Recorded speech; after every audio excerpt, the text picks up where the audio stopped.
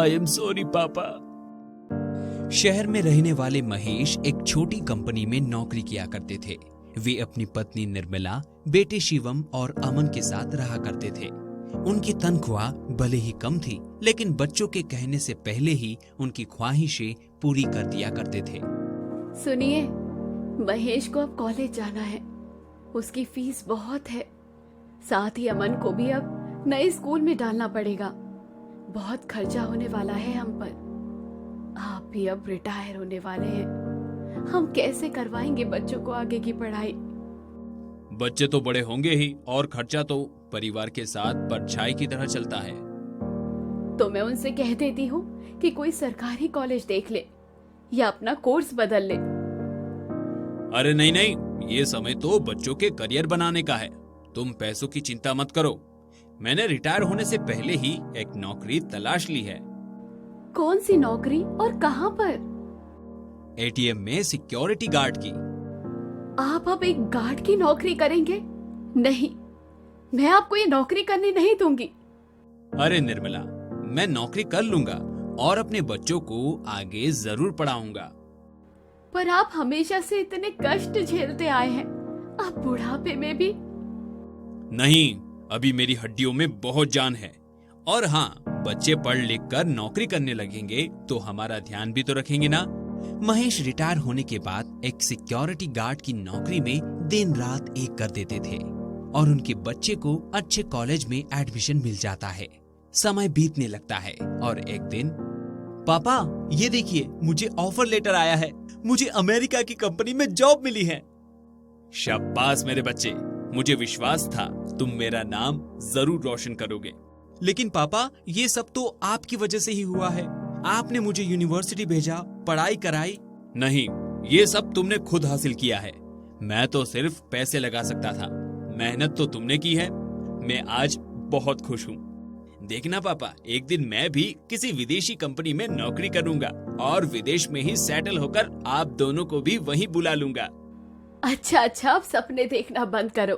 आओ सब लोग खाना खा लो। तो अब कब जा रहे हो शिवम? अगले महीने। जल्दी जाऊंगा तो वहाँ जल्दी ही संभाल लूंगा। बस छोटे की पढ़ाई पूरी हो जाए, फिर आप लोगों को भी मैं वहीं बुला लूंगा। नहीं, मम्मी पापा को तो मैं अपने पास रखूंगा। अरे बस बस, लड़ो मत अब। आज महेश जी को बहुत खुशी थी। उन्हें उनकी मेहनत और त्याग का फल मिलता हुआ दिख रहा था। वक्त के साथ ही दोनों लड़के पंख लगाकर विदेश को उड़ गए। सुनिए ना, देखो कितने दिन हो गए ना, शिवम का फोन नहीं आया और ना ही अमन का। जरा आप लगाओ तो। ठीक है, मैं करता हूँ। महेश शिवम को फोन करते हैं। हेलो पापा, इस वक्त कैसे फोन किया? मैं एक मीटिंग में जा रहा था। अरे वो बहुत दिनों से तुमसे बात नहीं की थी। मुझे दीजिए। अरे शिवम, तू छुट्टी पर कब आ रहा है? तेरी शादी की बात करनी है। माँ शादी? वो माँ, मैं आपको बताना भूल गया कि मैंने यहाँ शादी कर ली है। क्या? इतनी बड़ी बात बताना भूल गए? माँ, अब आज के जमाने में ये सब कुछ नॉर्मल है। मैं फोन रखता हूँ, बहुत काम है। और हाँ, छोटे ने भी अपने लिए लड़की देख रखी है। कह रहा था अगले महीने वो भी शादी कर लेगा। शादी कर लेगा हमारे बिना? फोन कट जाता है। महेश जी की पत्नी को शिवम की बातें सुनकर बहुत धक्का लगता है। महेश जी उनसे पूछते हैं, क्या बात है? किसने शादी कर ली? दोनों ने। अमन की अगले महीने शादी है। क्या कहा? मैं अमन को फोन करता हूँ। महेश जी अमन को फोन लगाते हैं। हाँ पापा, क्या बात है? आज आपने फोन कैसे किया? तुम तो फोन करोगे नहीं, तो हमने सोचा हम ही याद दिला दें कि हम भी यहाँ रहते हैं। पापा, आप ऐसे क्यों बोल रहे हैं? यहाँ बहुत काम होता है। आपकी तरह पूरा दिन खाली नहीं बैठा रहता हूँ। आपने तो कभी इस तरह की नौकरी की ही नहीं, तो आपको क्या पता नौकरी में कितनी मेहनत होती है। हाँ, सही कहा। मुझे क्या ही पता कि नौकरी में कितनी मेहनत होती है। महेश जी फोन रख देते हैं। उनकी पत्नी की आंखों में आंसू थे। हमने कितना कुछ किया है इनके लिए, हर चीज इनसे पूछ करके, और आज ये हमारे बिना ही अपने जीवन के इतने बड़े फैसले कर रहे हैं।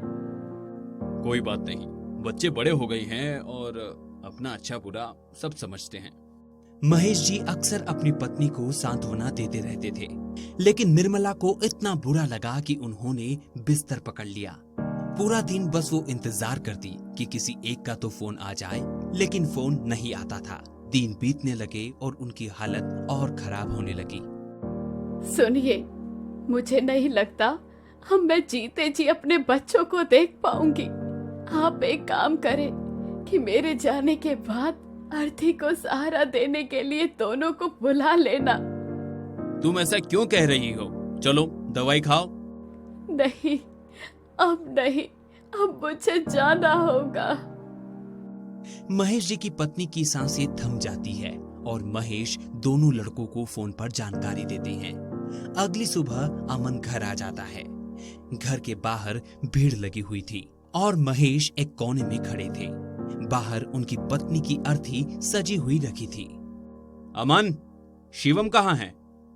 पापा, वो भैया ने कहा है कि यहाँ बहुत काम है, इसलिए अभी माँ के टाइम पर मैं चला जाऊं और आपके टाइम पर वो आ जाएंगे।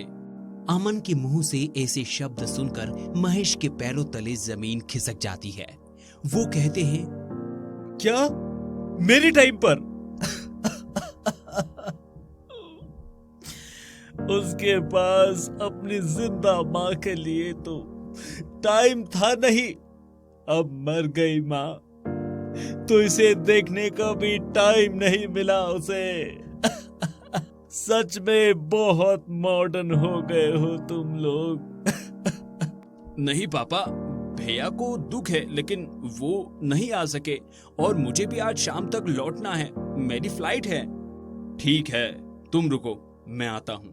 महेश जी अंदर चले जाते हैं और कमरे का दरवाजा बंद कर लेते हैं। वो अपनी पुरानी डायरी निकालते हैं और कुछ लिखने लगते हैं। काफी देर बाद अमन अंदर पहुंचता है और दरवाजा खटखटाता है। पापा, पापा दरवाजा खोलो, सब लोग आ गए हैं, टाइम हो रहा है। बहुत देर तक दस्तक देने के बाद भी दरवाजा नहीं खुला तो अमन ने दरवाजा तोड़ दिया और जैसे ही वो अंदर गया उसकी चीख निकल पड़ी, पापा! महेश जी अब तक फांसी लगा चुके थे और उनकी सांसें भी रुकी हुई थी। पास में ही उनकी डायरी और पेन पड़ा हुआ था। डायरी पर कुछ लिखा हुआ था। अमन ने डायरी उठा ली और पढ़ना शुरू किया। बेटा, तुम दोनों को पालने में मैंने और तुम्हारी माँ ने जो संघर्ष किए वो आज भी तुम दोनों को नहीं पता, और मैं बताकर एहसान भी नहीं जताना चाहता। तुम्हारी माँ की इच्छा थी कि तुम दोनों उसकी अर्थी को सहारा दो, लेकिन अब उसकी ये इच्छा मेरे मरने से पूरी हो सकती है। तो ठीक है, आज तक तुम्हारे लिए सब कुछ करता आया, अब आज उसके लिए कुछ करता हूँ। मुझे उम्मीद है अब शिवम भी आ जाएगा। अब तुम दोनों को बार बार यहाँ आने की परेशानी नहीं होगी। मैं तुम्हें निश्चिंत करता हूँ। अब चाहे जहाँ लगाओ अपना टाइम। अमन देख रहा था कि कैसे जगह जगह स्याही आंसुओं की वजह से बिखरी हुई है। उसके हाथ से डायरी छूट गई और वो वहीं बिस्तर से टिक कर बैठ गया।